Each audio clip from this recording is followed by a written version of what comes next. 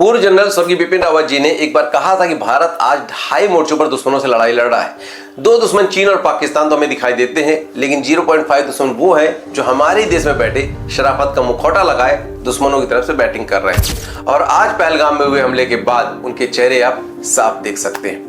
ध्रुव राठी, रवीश कुमार, नेहा सिंह राठौर, समता यादव जैसे कई social media influencer हैं जो आज पाकिस्तान के आईएसआई एजेंट की तरह काम कर रहे हैं। और यही कारण है कि आज वो पाकिस्तान के मीडिया के स्टार प्रचारक बन गए। और सिर्फ सो कॉल्ड इन्फ्लुएंसर ही नहीं बल्कि विपक्ष के कई नेता गण भी है जो पाकिस्तान की बोली आज बोल रहे हैं। तो आज की वीडियो में इन सभी चेहरों की सच्चाई को अनबॉक्स करने वाला हूं, तो वीडियो को अंत तक जरूर देखिएगा, क्योंकि बात यहाँ पर देश में बैठे हुए उन गद्दारों की है जो देश में रहकर देश को ही खोखला कर रहे हैं। 22 अप्रैल को पहलगाम में 28 पर्यटकों के साथ जो हुआ उसे अब पूरा विश्व जान चुका है। आज भारत के साथ विश्व के बहुत सारे देश साथ खड़े हैं और वो कह रहे हैं कि अगर भारत पाकिस्तान पर हमला करता है तो हम भारत के साथ खड़े हैं। देखिए, अगर आज भारत पाकिस्तान पर हथियारों से हमला करता है तो इसमें कोई शक नहीं कि 2-3 दिनों के अंदर ही भारत उसकी औकात उसको बता देगा। लेकिन एक वॉर ऐसा भी है जिसमें भारत पाकिस्तान से हार जाएगा और वो वॉर है नैरेटिव का। जानते हैं क्यों? क्योंकि हमारे देश में बैठे हुए कई सारे सो कॉल्ड इन्फ्लुएंसर हैं जो आज पाकिस्तान की बोली बोल रहे हैं। जैसे कि कांग्रेस पार्टी की सबसे बड़ी चाटुकार नेहा सिंह राठौर को ही देख लीजिए।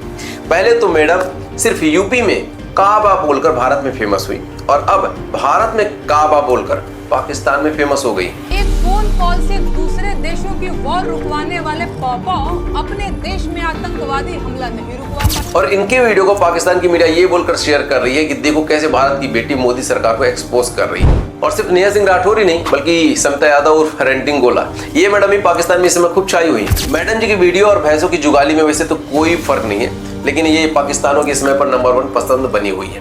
फटे बांस की तरह चिल्लाने वाली ये मैडम जी की आवाज सुनकर वैसे तो आपके कानों से खून निकल सकता है, लेकिन एक बार इनकी ये बात सुनिए, ये क्या कह रही है। धर्म देख के गोली मारी थी ना, मगर Sushil Nathaniel was shot because he identified as a Christian, और एक मुसलमान सैयद आदिल हुसैन शाह को इसलिए गोली मार दी क्योंकि उसने आतंकियों से राइफल खींचने की कोशिश करी कि बेगुनाहों निहत्थों पर मत चलाओ गोली। अब हम लोग इस टाइम पे हमारे ऊपर हुए इस आतंकी हमले को भी ये घटिया सरकार अपनी खुद की राजनीति के लिए इस्तेमाल कर रही है। मतलब 10 साल का जो बेटा मीडिया के सामने आकर कह रहा है कि आतताइयों ने हिंदू आइडेंटिटी पूछकर गोली मारी, या तो वो झूठ बोल रहा है या फिर वो बीजेपी का प्रवक्ता है ना।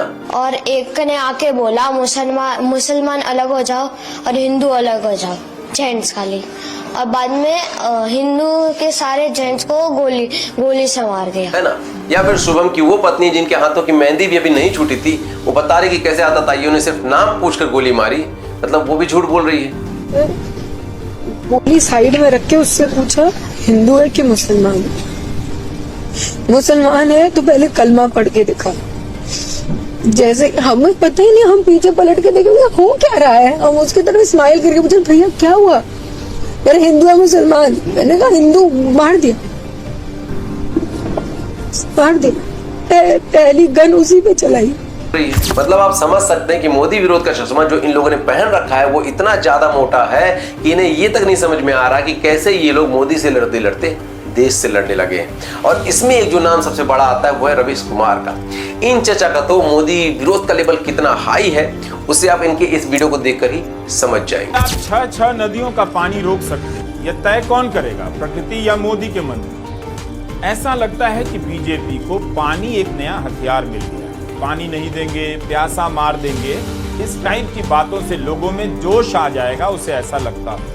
इस इंसान के अंदर मोदी सरकार को लेकर कितनी नफरत भरी है उसे आप इनके वीडियो के थंबनेल देखकर भी समझ सकते हैं कि पत्रकार से यूट्यूबर बने रवीश कुमार ने अभी तक पहलगाम पर 5 वीडियो बनाए हैं और सभी वीडियो में न सिर्फ मोदी सरकार की कमियों को दिखाया है बल्कि पहलगाम हमले के लिए वो सिर्फ और सिर्फ मोदी को ब्लेम कर रहे हैं, ना कि इस्लामिक टेररिस्ट को। मोदी सरकार ने माना कि चूक हुई और चूक की खबर को अखबारों ने बड़ा नहीं किया।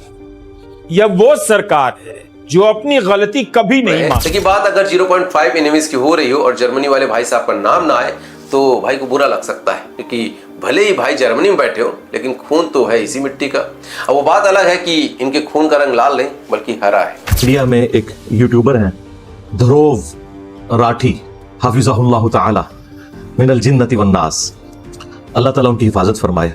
ध्रुव राठी जो है ना जी, ये मैं समझता हूँ इस दौर के लिए बहुत बड़ी नेमत है अल्लाह ताला की। 2 दिन पहले ध्रुव राठी ने पहलगाम पर एक वीडियो बनाया था, लेकिन भाई ने 20 मिनट की वीडियो में एक बार भी इस्लामिक टेररिज्म के खिलाफ नहीं बोला, बल्कि हिंदुओं को ही कटघरे में खड़ा कर दिया। इनसे जरा पूछकर देखो कि आज तक कितने ब्राह्मण, राजपूत या बनियों की बारात में उन्हें घोड़ी पर बैठने से रोका गया है। हमेशा दलितों को ही क्यों मारा पीटा जाता है, इसको लेकर इतने सारे न्यूज आर्टिकल्स मिल जाएंगे। जाति देखकर ही मारा जाता है ना। पहलगाम का आतंकी हमला हो या पैलेस्तीन में लोगों का मारे जाना, चाहे वो जातिवाद के नाम पर हिंसा हो या मराठी ना बोलने पर, कन्नड़ा ना बोलने पर लोगों को मारा पीटा जाना, हर एक हिंसा हमारे देश में दीमक की तरह है। नफरती आतंकी लोग आप लोगों को भड़काएंगे कि उन लोगों ने ये किया वो किया, लेकिन भड़कना नहीं। अब आप सोच कर देखिए कि ये वीडियो वो पहलगाम में हुए हिंदुओं पर अटैक के लिए बनाता है, लेकिन एजेंडा चला रहा है दलित, ब्राह्मण, ठाकुर और वैश्य की।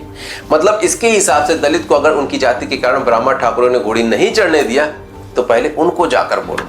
पहलगाम के आतताइयों पर बात आप बाद में करना। भाई ने 20 मिनट के वीडियो में 15 मिनट तो पहले मोदी की बुराई की और बाकी के 4 मिनट में हिंदुओं को गरियाने में निकाल दिए, और फिर लास्ट के 1 मिनट में भारतीय एकता जिंदाबाद का नारा देकर वीडियो को समाप्त कर दिया। लेकिन एक बार भी उन्होंने उन 27 हिंदुओं के बारे में नहीं बोला। एक बार भी उन्होंने ये नहीं बताया कि कैसे इस्लामिक टेररिस्टों ने उन हिंदुओं से उनका नाम पूछा, उनकी आइडेंटिटी पूछी और फिर उन्हें मार दिया।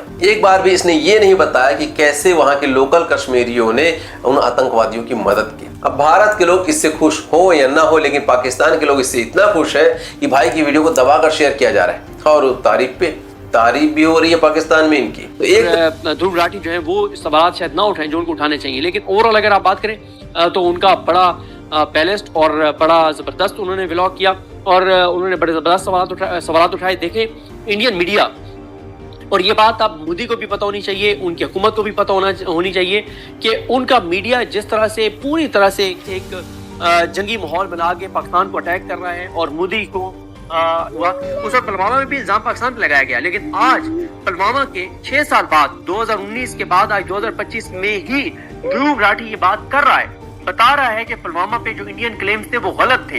जो बाद में डिटेल्स आई वो साबित हुआ कि पाकिस्तान का उसमें कोई किरदार नहीं था।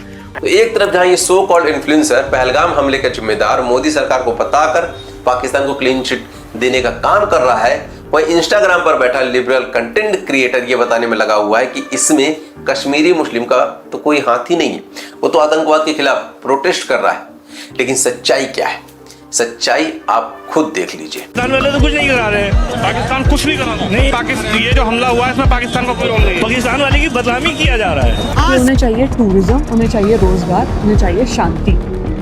नहीं चाहिए टूरिज्म, नहीं चाहिए तरक्की। मैं आपको बोल रहा हूँ, आप हमारी आजानों पे हमला करोगे, आपको टूरिज्म चाहिए। आज सिर्फ 12 या 20 या 25 मौतें हुई है। ये हिंदुस्तान है क्या आपकी नजर में? हिंदुस्तान मैम, क्या हिंदुस्तान क्या है कि अभी सिर्फ 12 या 20 मरे हैं, सिर्फ ये चुभता है। और देखिए ऐसा नहीं है कि इस नैरेटिव वॉर में सिर्फ कंटेंट क्रिएटर इन्फ्लुएंसर ही अपनी भूमिका निभा रहा है, बल्कि देश का विपक्ष भी अपने हिपोक्रेसी के पूरे सबूत दे रहा है। जैसे कि महाराष्ट्र के कांग्रेस विधायक विजय जी के इस बयान को ही सुन लीजिए। जिम्मेदारी तो सरकार ने लेनी चाहिए, पहलगाम की जिम्मेदारी। जो पहलगाम में घटना हुई, 27 लोगों की जान गई, क्या तुम्हारा वहाँ पे सिक्योरिटी क्यों नहीं थी, क्यों निकाली गई? तो उन्होंने हिंदू का पूछकर मारा। अरे कोई टेररिस्ट को पूछने तक समय होता है क्या? उनके कान में जाके नजदीक जाके पूछेगा? ये सब एक तरफ कांग्रेस के युवराज राहुल गांधी सर्वदलीय बैठक में कहते हैं कि वो पहलगाम वाली घटना पर सरकार के साथ है, वहीं दूसरी तरफ उनके पूर्व मंत्री शेफुद्दीन सोच कह रहे हैं कि हमें पाकिस्तान की बात माननी चाहिए क्योंकि वो पहलगाम हमले में शामिल नहीं थे। Pakistan's word should be accepted that it is not involved in Pahalgam. So if Pakistan takes the position it is not involved in Pahalgam, is a tragedy.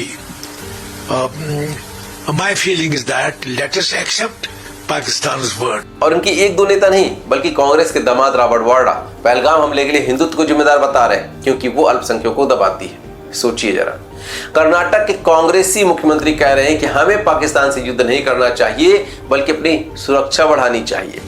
Himachal के कांग्रेसी कृषि मंत्री चंद्र कुमार कह रहे हैं कि जब इन्हें कुछ नहीं आता तो ये पड़ोसी देश पर डाल देते हैं। और बाकी लोगों के बयान आप स्क्रीन पॉज करके पढ़ लीजिएगा कि ये सब क्या कह रहे हैं। ये सब कांग्रेस के नेता लोग, आप इनके एक बार बयान जरूर पढ़ लीजिएगा। सोचिए कि एक तरफ छोटा सा देश इजराइल है जो चारों तरफ से दुश्मन देशों से घिरा है, फिर भी वो बिना डरे उसने गाजा का बाजा बना दिया। लेकिन हमारे देश में इतने बड़े हमले होने के बाद भी सरकार को सोचना पड़ रहा है कि वो पाकिस्तान पर हमला करे या फिर नहीं, क्योंकि ये देश दुश्मनों से भरा है। आज भारत सरकार पाकिस्तान का पानी रोकती है तो नरेश टिकैत जैसे लोग कहते हैं कि हमें पाकिस्तान के किसानों की भी चिंता है, इसलिए हम भारत को सिंधु जल संधि तोड़ने नहीं देंगे।